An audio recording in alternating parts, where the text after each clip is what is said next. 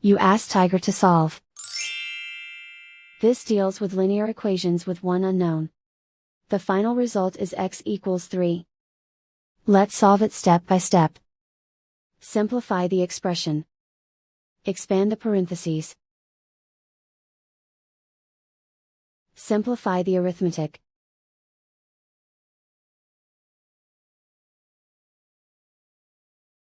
Group all x terms on the left side of the equation. Subtract 2x from both sides. Group like terms. Simplify the arithmetic. Group like terms. Simplify the arithmetic.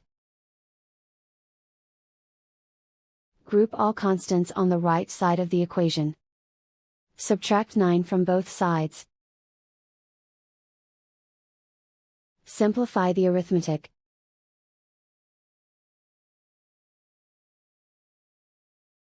Isolate the x. Divide both sides by -6. Cancel out the negatives. Simplify the fraction. Cancel out the negatives.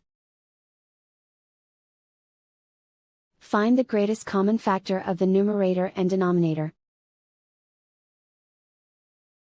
Factor out and cancel the greatest common factor. And so the final result is x equals 3.